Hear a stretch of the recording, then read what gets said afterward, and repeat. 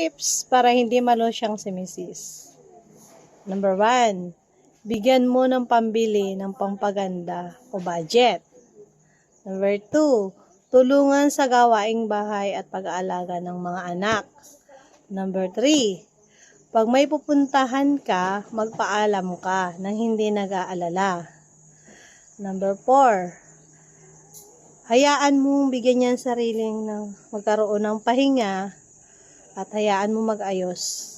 Dahil nagpapaganda yan para sa iyo, hindi para sa iba. Number 5, iwasan ang paghahanap ng pera kay Mrs. dahil mahirap mag-budget.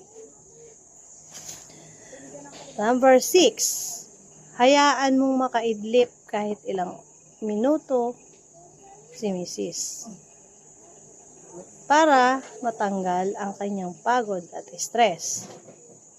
Yun lang po. Salamat.